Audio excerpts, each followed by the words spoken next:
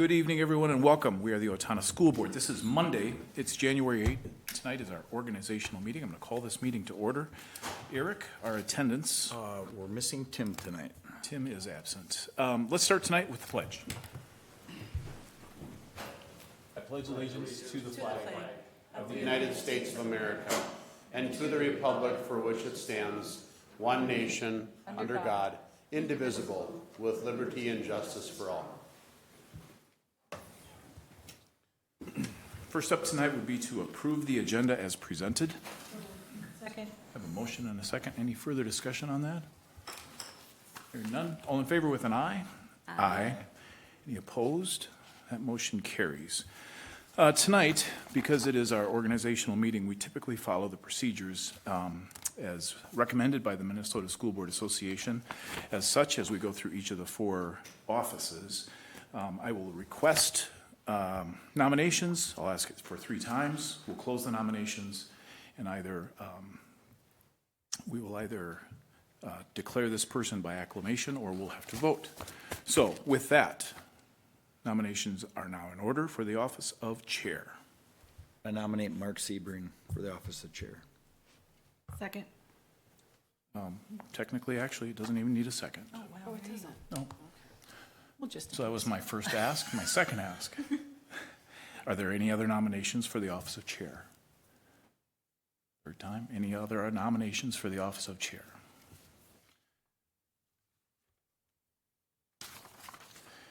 Okay. There are no further nominations. Nominations for the office of chair are closed, and Mark Sebring is the only candidate nominated for the office of chair. I hereby declare him elected by acclamation and direct the acting clerk to so record in the minutes. We're going to move on to item B, office of the vice chairperson. Lori Weisenberger has served in this capacity in 2023. Nominations are now in order for the office of vice chair. I nominate Lori Weisenberger for the office of vice chair. Second. Still doesn't need a second. Still like saying it. Affirming. Are there any other nominations for the office of vice chair? Any other nominations for the office of vice chair? If there are no further nominations, nominations for the office of vice chair are closed. Lori Weisenberger is the only candidate nominated for the office of vice chair, and I hereby declare her elected by acclamation and direct the acting clerk to so record in the minutes. We will move on to item C, office of clerk. Eric Schuster has been serving in 2023 in the office of clerk. Nominations are now in order for the office of clerk. I nominate Eric Schuster for the office of clerk. Are there any other nominations? Are there any other nominations? If there are no further nominations, the nomination for the office of clerk is closed. Eric Schuster is the only candidate nominated for the office of clerk, and I hereby declare him elected by acclamation and direct the acting clerk to so record in the minutes. Our last office is the office of treasurer. Jolene Mose has served 2023 as in the office of treasurer. Nominations are now in order for the office of treasurer. I nominate Jolene Mose for the office of treasurer. Are there any other nominations? Any other nominations? If there are no further nominations, nominations for the office of treasurer are closed. Jolene Mose is the only candidate nominated for the office of treasurer, and I hereby declare her elected by acclamation and direct the acting clerk to so record in the minutes. That takes care of our 4 offices.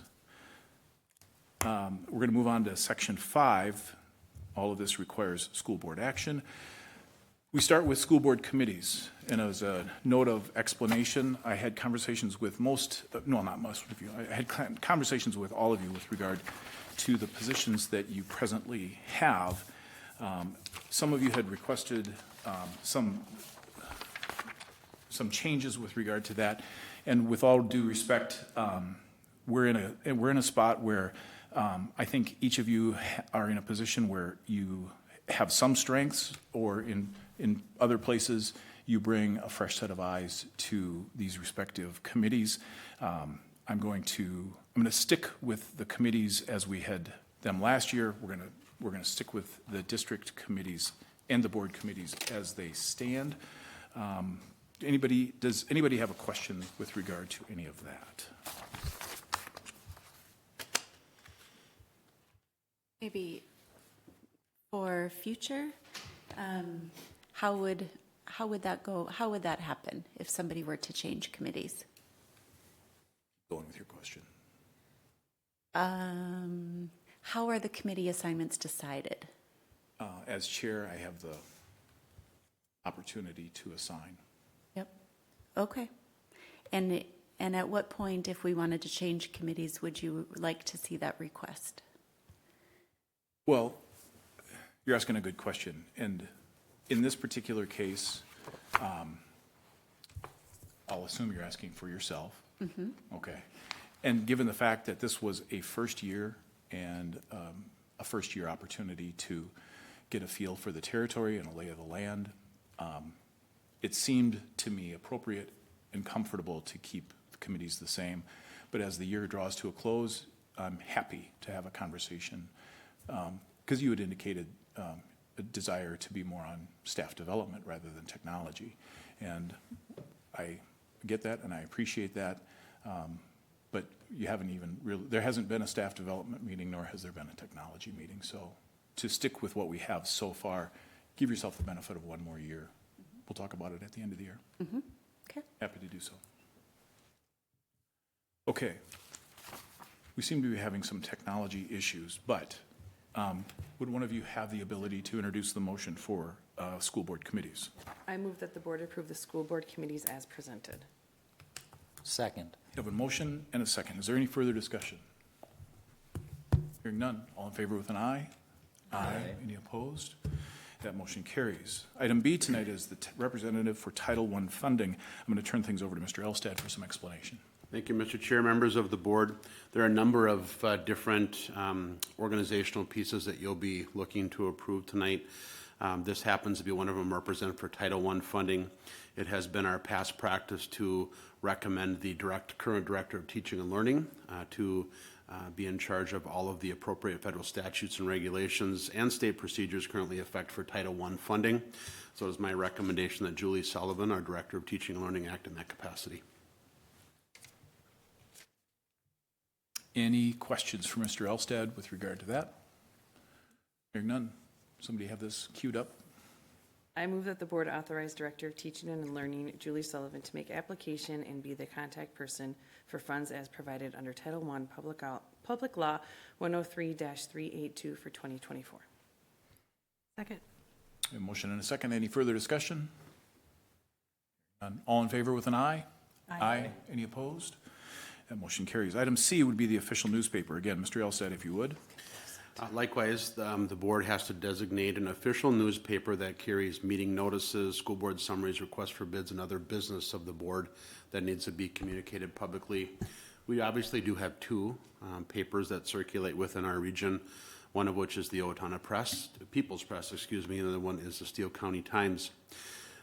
When you look at having to request for bids, and furthermore, there is a cost associated with putting those sorts of ads within our local newspaper. We've chosen the Owatonna People's Press, or I would be recommending, the Owatonna People's Press, because it is the most frequently circulated newspaper. The Steele County Times is only a once-a-week circulation. Multiple times a week, the Owatonna People's Press comes out. And furthermore, it's been past practice in the official newspaper for the district for many years. Thank you. Any questions, further discussion on this topic? Good. I move that the board designate the Owatonna People's Press as the official newspaper for the Owatonna Public Schools. I'll second that. Any further discussion? All in favor with an aye? Aye. Any opposed? That motion carries. Item D tonight is time and place and the notification of meetings. Mr. Elstad. Yes, this is just ratifying our current schedule that we do have one work session and one regular business meeting each month at 5:30 p.m. And again, second and fourth Monday of each month or other dates accordingly as per the calendar. I would also indicate to you that we did not identify the Crandall Center as our only place for meeting because we do follow all of the guidelines and protocols necessary for appropriate communication about where we might meet in the event the Crandall Center was not available to us. But certainly the board always has the right to meet in another location as well, because there may be topics that require us or would deem it more appropriate for us to meet in different spaces. So there's no space necessarily, but this is really just going to be identifying the times that are consistent with our current board calendar. Good opportunity for us to once again thank the city for the shared use of this space. This is a much better layout and design and utilization of space than what we had at any of our previous locations. But given that it is shared space, and in the event that there's a scheduling conflict, these additional spaces, as well as the district office, would work out just fine. With that, would one of you be kind enough to introduce the motion? You guys have the motions? You don't? No, I'll okay, keep it's going. just us. All right.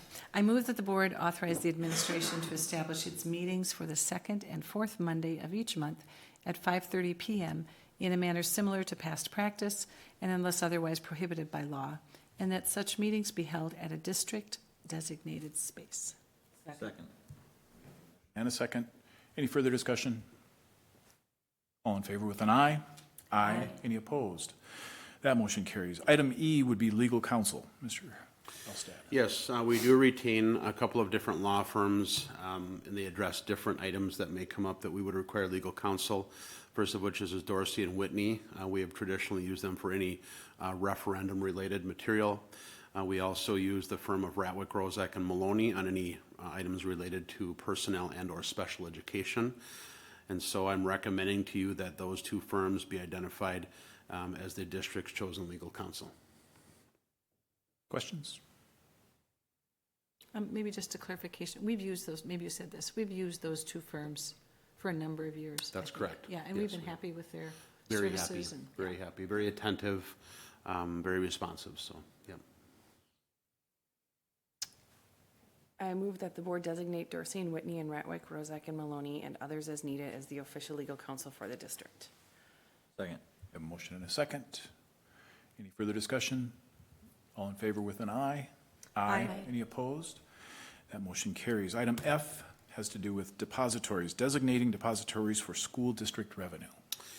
This item, again, is obviously within its name, there's a depository. We do use, and I would recommend that we continue, as Bremer Bank and PMA Financial Network Incorporated, which are currently our district designated depositories for items related to payroll, student activity accounts, general accounts, and savings. We've been using them for a while, and they have provided timely services to the district, are very responsive and attentive to our needs. Questions? Hearing none. I move that the board approve Bremer Bank and PMA Financial Network Incorporated as depositories for monies necessary to meet payrolls, activity account monies, and for school district revenues necessary to meet its general accounting, savings, and federal income tax withholding obligations. second. Have a motion and a second. Any further discussion? All in favor with an aye? Aye. Any opposed? That motion carries. Item G would be designating financial institutions for school district investments. With this item, to say we share the wealth is probably a bad pun, but at this point, we are using the financial institutions of Wells Fargo, U.S. Bank, Wells Fargo Investment Services, PMA Financial Network Incorporated, and Bremer Bank as our investments. They're holding our investments, and they have also done a great job of continuing to inform us and communicate us about opportunities they present themselves if we need to change our investment portfolio as a district. So I would recommend that we continue to use these fiduciary institutions. Questions? I move that the board approve designating the financial institutions as listed to be authorized to invest district assets as requested and within all state and federal guidelines. Second. We have a motion and a second. Any further discussion? All in favor with an aye? Aye. Any opposed? That motion carries. Item H tonight, authorizing persons to make transfers. There are a number of people, or a few people actually, that can designate to make deposits and withdrawals on behalf of the district. Certainly myself as your superintendent, as well as our Director of Finance and Operations, Lori Voles, and Sarah Cramblett, who's our controller, are the three people that have been identified to make those transfers. So I would recommend that we keep that practice the same. Very good. Any questions? Just one clarifying one, perhaps. As I'm looking at the motion, I don't see the superintendent identified in there. Do we want to add that? No, I do not. I'm sorry, I misspoke. So it should be Sarah Cramblett, our controller, and Lori Voles. Are they the two that are included within Yes, that? yes. Okay, thank you. I apologize for that Nope, mistake. just clarifying. No, I'd rather not make transfers on behalf of, we have a lot smarter people to do that. so thank you. Not at all. Yeah. I just thought I heard that, so I wanted to be If you clear. would, please, yeah. I move the board authorize the Director of Finance and Operations, the controller or designee, to deposit and withdraw money on behalf of the district to the checking and investment accounts. Second. Motion and a second. Any further discussion? Favor with an aye? Aye. Any opposed? That motion carries. Item I, authorizing cosigners of checks and the use of the check signing machine. I will not be doing that either. That is actually for the newly elected chair, clerk, and treasurer, who will be the signers when we use our check signing machine, so. Questions? Have it? Yep. I move that the board designate the co-signers of district checks to be its chair, clerk, and treasurer, and for these signatures to be used on the district's check signing machine. Second. Have a motion and a second. Any further discussion? All in favor with an aye? Aye. Any opposed? That motion carries. Item J would be the board annual allowance. As you know, each of us receive $3,600 a year for our board allowance. And as has been our past practice, we have increased that by $100 a year. So I'm making the motion, or I'm not going to make the motion. I'll ask one of you to read the motion, but the backstory to it is it's about a 2.75% increase for increasing that by $100 to $3,700. Board chair still remains at an extra $600 for the board allowance. So if you would, Jolene, make the motion. Yep. I move that the board approve an annual allowance of $3,700 per board member to be dispersed over 24 pay periods and an additional $600 per year for the position of chair. Second. We have a motion and a second. Any further discussion? I'll just make one comment. We talked about this, I think, a little bit, just that I just think there's value in public institutions like ours, just making incremental changes, even though it benefits each of us. I think in the long run, it really benefits the institution because we don't want to get out of sync. We're still the lowest municipal board in this regard, and which is what it is, and that's fine. But I think it's valuable and important that we just continue to incrementally move that number. Yep. Any further discussion? All in favor with an aye? Aye. Any opposed? That motion carries. Item K would be the appointment of deputy treasurer. So this has been historically been the superintendent as your identified deputy treasurer as a means of providing an internal check of all of the district's accounting system. It's been a longstanding practice and is the recommendation of the Minnesota School Board Association to act in the stead of its current treasurer if they weren't able to continue in the role or needed a temporary sort of stoppage. Any questions? I move that the board appoint its superintendent to serve as the deputy treasurer of the district to assist the elected treasurer in carrying out his or her responsibilities. Second. We have a motion and a second. Any further discussion? All in favor with an aye? Aye. Any opposed? That motion carries. We're going to move on to section 6. There's board action that's required here as well. The first would be this, the ratification of the 2023 to the 2025 tentative agreement with the local 147. I'm going to ask Mr. Elstad, give us a quick overview on that. I'm going to quickly turn over any questions that you might have to Chris Peak, our Director of Human Resources. If you did receive information regarding the settlement with our secretarial and clerical employees. So we're ready to present this for you for consideration of approval tonight. And I did check with Chris, and if to the extent that any of us have any questions, Chris is happy to come up. And this was information that was a part of your packet. Any questions?